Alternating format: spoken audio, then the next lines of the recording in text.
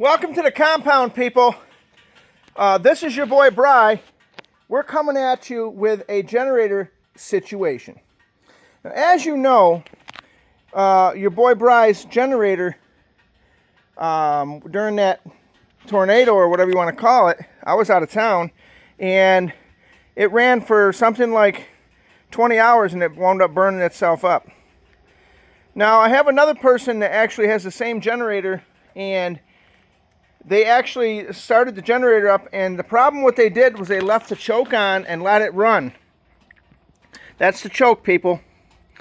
They let the choke and they just left it like that, and what happened was, you'd never know it by looking at this, but it completely burned the generator carburetor. Look at this tank right here.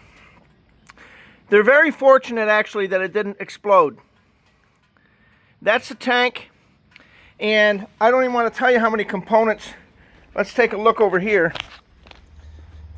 Now, I am no generator man. Like, I don't work on generators or nothing, but take a look at this. I even changed this cover out.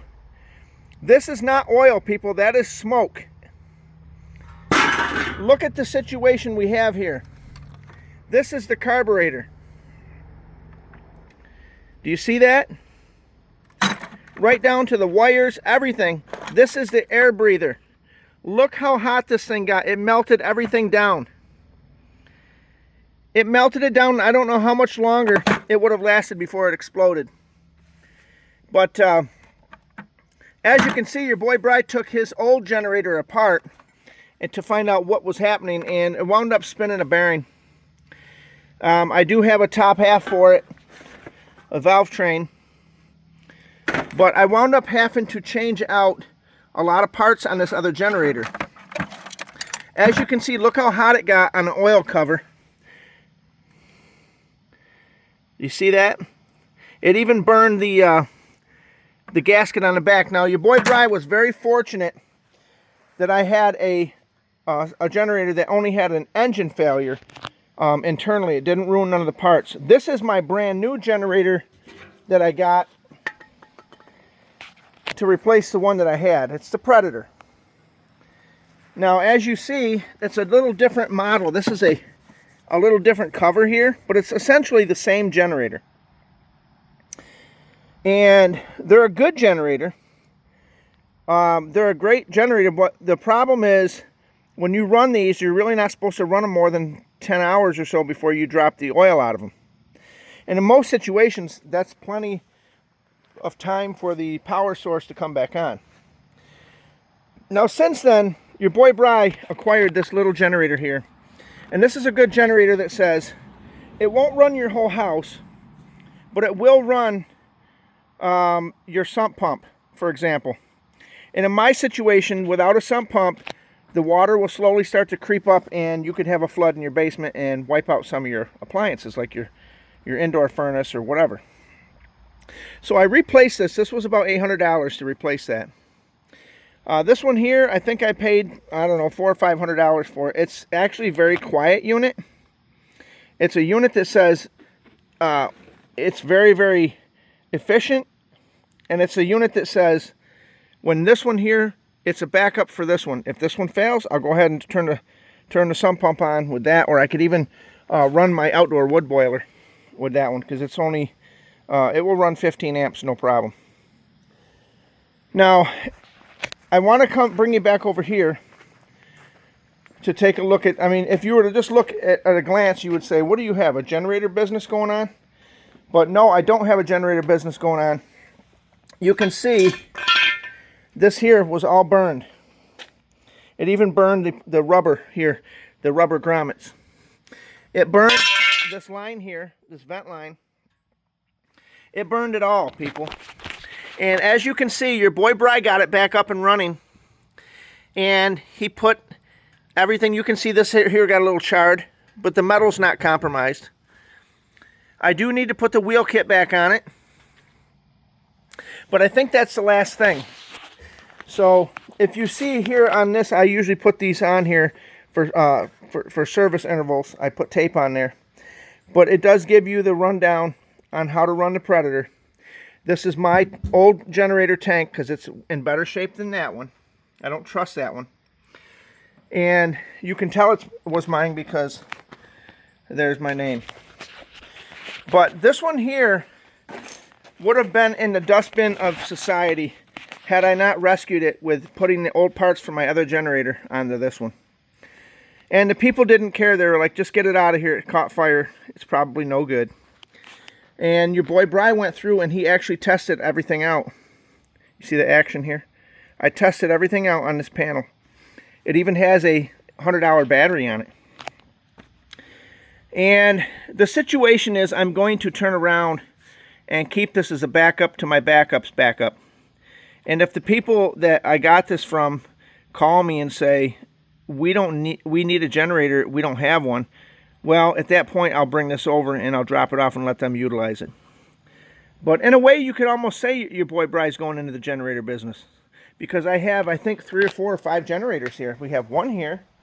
Let's take a walk around the compound. We have the brand new one here. Now, I test these every month. Every month I run these. We have 2 there. We have this one as a 3rd one. And let's take a look at what I've got to go get a permit for. I've got to get a permit for this one. This is my big Generac, 26 kV. This will run the entire house off propane. I'm going to go ahead and put the other panel here on the wall and plumb it in. I just need to get a building permit for that. But as you know, your boy Bry is really not fond of the building codes department. But, you know, we're going to go by the rules, because what happens is if you don't go by the rules, and let's say, God forbid, something happens to your house and it burns down, they'll say, well, you didn't go by the code. So you're almost forced to go get a code and a permit for it and speak to the codes people. But let's take a look at the bigger situation. You get that action? Let's take a look at the bigger situation. Your boy Bry got a load of stone today. He got 7 yards. I think it's something like 14 ton. And then he wound up getting another, what did I get? 16 yards? And I think I've got plenty now. Let's take a look at the situation. So there we are, people. I've got a good 8-inch base here. And I have a pile in the middle. And you say to yourself, well, what are you going to do with all that? You have too much. Well, not really. Because what I want to do, if we can take a look at the scenario now, the first load that came in, I leveled it all out and I ran that tamper across it 3 or 4 times and I got it really, really consolidated. It's a very good base underneath that. This I just knocked down, and as you see the back, it drops off a little bit there. So what I did is I've raised this up in the back, and we're going to have a nice situation here. What I want to do is put one Connex down there. I want to have 10 feet between, and then the other Connex. And what I'm going to do is have C-channel going in between them, and I'm going to put some metal so that I have a small, a 10 by 20 carport, basically to put my dump trailer and put my mini excavator underneath it in the winter.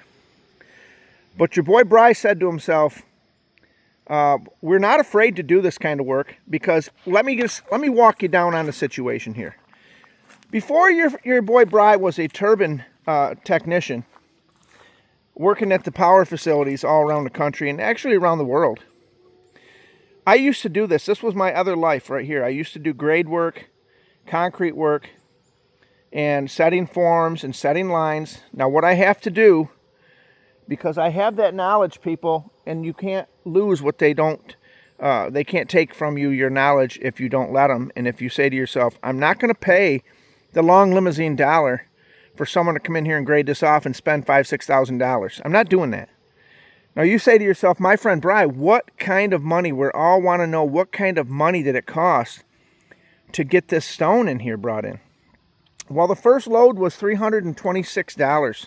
I went to a place locally near me called Rocks and Blocks, and I got to say this, the people are really nice down there. Rocks and Blocks, Blocks and Rocks, I don't know what you call them. I think it's Blocks and Rocks or something like that, but they're right there in outside of Oneida. It's a father-son operation, and I got talking to the father this morning, and I went down and paid him for the first load, and he's talking about he's a hunter. Right there, he's got my attention. He's got a lot of property. He's a hunter, so I already know he's a good person. But I think the first load was 7 yards. It was $326 delivered to the house. dumped right where I wanted it. The second load, the driver said to me, hey, look, that don't look like it's going to be quite enough. But if you get a truck right out of the quarry, we can load it at the quarry. I can bring you, I think, a 10-wheeler, which has something like 16 yards. So it's a little more than double what I got the first load. And guess how much it was? It was $440. So for another $125, I got more than double the first load. And I've got plenty here. I'm going to go ahead, and the one thing with grade work, which you need to understand, people, is you don't just put it all in and then tamp it. You don't do that. You have to, if you want to do it correctly, you put so much in and then you tamp it down. You run over it several times. You put a little water on it to lubricate the stone, and you consolidate it. And you say to yourself, well, I've never heard of putting water on something to lubricate it. Well, if you don't believe me, call the man on the North Shore. He'll straighten you out real quick. But at the end of the day, you bring it up and they call it lifts. So you put some in, you tamp it. You put some more in, you tamp it. So you have good compaction all the way to whatever level you need. Now, in the back here, I'm up about a foot, maybe 16 inches, 14 inches, something like that. So that the Connex boxes are going to be level and not tipping, leaning back like this. So we're going to go ahead and we're going to get this down, and we're going to go ahead and tamp this. And tomorrow, by tomorrow evening, you're going to see a situation that says, my friend Bry's not playing around here. Winter's coming and he's not playing. He's got a plan now. Your boy Bry has a plan. And if you don't believe me, you need to pay attention. And when I get this done, we'll have to walk you around and show you the situation. We'll do a walk around. But let's take a look at these Connex boxes. You say to yourself, my friend Bry, it's got a few dings in the side, and it's got some rust on the corners. Well, you got to give your friend Bry some time to get it in motion, and then we're going to go ahead and probably paint them. I want to paint them, I think, a greenish to blend in with the contour of my land. But take a look at this deal here, people. This is not an easy project. I mean, if you were to sit back and say to yourself, I want to go in my woods and I'm going to cut the stumps out, and I'm going to go ahead and pluck everything out and backfill it and do all that, you need a small Mini X. I promise you that. And the other thing you need, you can go ahead and rent one. You can go ahead and rent one if you want to. But your boy Bry got on there on the Amazon, and I got this Wen right here. And let me tell you something. It's a good machine. It's a strong machine. It's a heavy machine. It's got twice the compacting force as most of your ones on, say, Vevor and all them. It's a good machine, and it's my machine. If you need this machine right here, you got to get a hold of your friend Bry, and I don't mind letting you borrow it, you know, but you do have to be trustworthy. That's the first thing you need to be. But take a look at the deal. We've got some stone, people. We've got some good compactable area. Now, what the plan is as you see, I had to make trailers out of these, which I did. I took my time to do that. I had other things I wanted to do, but the codes kind of pushed and played my hand, okay? So when I get done, I'm going to pull these tongues off when I get it in place, and we're going to build ramps so that I can go in and out real easy. So the first one's going to go over here. You're going to have 10 feet, then you're going to have the second one. And this is where my dump trailer and my Mini X is going to go in, and there's going to be a top cover piece, and in the back I'm putting corrugated metal in the back too. I may even put a sliding door on there. I don't know. Knowing me, I probably will. But that's the deal, people. I'm going to try to get some live action tomorrow. I'm going to set the tripod up. I'm going to get some live action. If you want to see live action on this situation with the Mini X, leave a comment below. And I will show you how efficient that little machine is. But if you're doing something like this, and you've done this in the past like I have, you don't just spread the whole second load all the way out, because you could be kind of too high in one area and too low in the other. So what I need to do is set a grade pin over here, come over here and set a grade pin, and I need to run a line across and put a string level on it. And then I need to go from front to back and do the same thing so that I have a bird's eye view, people, so that I know kind of where I'm at and I can dress it up accordingly so that the situation is a beautiful situation like this. I mean, look at the property. I've had this property. I built this house. I cut the property back, I want to say in 96. And it took me 3 years to clear this property. This was all woods. And I cut about 2 acres out. Now I've got about 10 acres. I cut 2 acres out. And your friend Bry, I'll tell you right now, he didn't give up. When everybody told me that it wouldn't work and it's going to be a tough deal and this isn't no simple deal, I didn't give up. And that is a mark. That is a mark of a true person that says, you've got fortitude and you've got tenacity, okay, that says, I'm not going to quit and I'm not going to let nothing stop me. It isn't something, how do I say this? I'm not special. Anybody can do this. You just need to stick to it. You need to get a plan in your mind first, and you need to get her done, get her done, get her done. And the biggest thing that will get you on something like anything like what I did, I cut this property down. My brothers and they helped me build this house, and we helped each other do their homes. You know, that's what brothers are supposed to do. But I never lose sight of that I had help. But here at the end of the day, I want to say this. You can do this. You just cannot be complacent. You cannot sit back and say, I'm going to just go watch the football game. At certain times, you need to grind and hustle, and other times, there's times for relaxing. And your boy Bry is really not one to go in there and watch sports anyway. My sport is right here. I'm watching the man in the mirror, if you know what I mean. And I'm trying to get this stone down. I'm trying to get I got more plans than I've got a lifetime, if you want to know the truth. I mean, if I live to be 120 years old, I still got more plans in my mind than I got lifetime. But I'm never going to sit down. I'm never going to say to myself, let me just be lazy today and do nothing. I can't do that. And I'm going to say this right now. If you want extra in life, if you want something that you can say to yourself, I want to look back on this and say, I took care of that and I did it myself, then you have to do certain things. And the first thing you need to do is get the negative thought out of your head that you're not going to be able to do it. That's the first giant, you know what I mean, that you've got to defeat. Just like David had Goliath, the big battles like that, you may not have a Goliath, but you may have a mountain in your mind that's saying, I can't get this done on my own. I just don't have the strength. I don't know what I'm doing. First of all, that's the first battle right there. Pick up the stone, get your sling, and slay that giant. And how you do that is you say, I'm not going to listen to that. I'm going to go ahead and press in. I'm going to learn. I'm going to get some knowledge. I'm going to ask some people. I'm going to try to pick their brain. I'm going to continue forward until I get her done.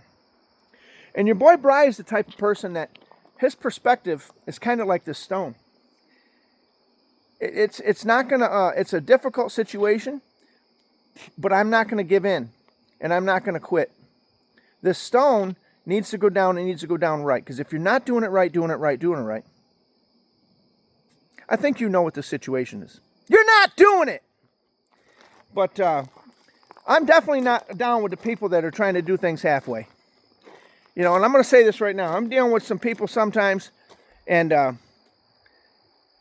sometimes you deal with people that don't have the same mentality as you, and you have to tune them people out. Otherwise, they're just like a poison ivy. They'll affect you and get poison ivy on you, and you'll be just like them. You'll be saying you can't do it. And you'll be itching your whole way back to your mind saying, what happened? But this is your boy Bry. I just wanted to bring you out here and show you. Let me get a wide angle here, so you can see. I'm going to put you right up here. Take a look at the situation. That I could actually pour a concrete pad on that. There's enough base there that I could pour a concrete pad there. And I could form this up. I could bring a front load truck in here. And that's one guy right there on the front loader. And I could get a 16-foot 2x4. And I could make that a 4-inch slump and put a 2% reducer in it. Now, your boy Bry is not a slouch. He knows about concrete. Okay? Let's first of all figure that out right now. I have an ACI accredited card. If you don't know what that is, you better look it up. But I would put 2% in that concrete to loosen it up without losing any strength. And I would go ahead and float that across there. Get my floats, get my trowels, and I will burn that floor by hand if I have to. And if it really gets real bad, I'll call my boy out of Buffalo. And my friend Rob out of Buffalo, he'll definitely put that floor down. If I make the phone call, the floor is going down. Now, I do have a garage project out front that I'm going to do that's going to be something like your boy Bry's going to make something like 24 by 42, that I think I'm going to have to call in the man from Buffalo on that one. Because I'm going to need a little bit of help on that one. And he's got some different equipment. Now your boy Bry's got an excavator and he's got a tamper. And that's a good start. And I got some bow floats and I got some hand tools. And I got some horse sense. That's the most important thing. But if you do need to call in, sometimes you need to call in a backup, you got to do it. Don't be afraid to do that. But this project right here is kind of a small project in the grand scheme of things that I've used to do on a daily basis. So this one doesn't make me nervous at all. Now you say to yourself, why did you have a truck come in and dump all that stone? Why didn't you use your dump trailer? It ain't done yet, and I didn't have time. I only have so many days off, people. I had to get this in here, and I have to get it done because winter's coming. If you don't know that, winter's coming. I looked at the leaves. I walked in the woods today. I seen the caterpillars. I seen the leaves, the situation of them. I looked at the tea leaves, so to speak, and winter's coming. It's going to be another bad winter. Mark my words. I know you don't want to hear that. But I'm getting prepared so that when things happen, when things fall apart, your boy Bry has got 4 generators up front. Think about that. What does that tell you? Do I have a screw loose, or do I have some insight on what's coming? And I'll just say this. I didn't take the situation, if you know what I mean. I can't say on some of these videos because they'll ban me, but you already know the deal. So I have some insight on some things. But I just wanted to give you a rundown and show you we've got some stone. Now let me say something before I go. This is not just regular runner crush. This has fines in it, which means it's ground up little pieces of stone that makes it compact really well. So at the end of the day, you don't want number ones. Number one doesn't compact. That's for stuff like retaining walls where you need the ground to be able to move and shift without pushing and breaking your retaining wall. That's a whole different story, so to speak. But you want number twos, or they call item 4. It has fines in it. And you want to be able to compact it, and you want to compact it in lifts. This is your boy Bry. I'm definitely doing it right. Because if I'm not doing it right, you already know. You're not doing it. But this is your boy Bry. We're going to get her done, and I'm going to bring you another video that says it's ready to move the connexes. I may even do a time lapse on me hooking up to them connexes with the F250, the big diesel, pulling them out and putting them in position. This is your boy Bry. Do not get complacent, people. I got to get on down the road.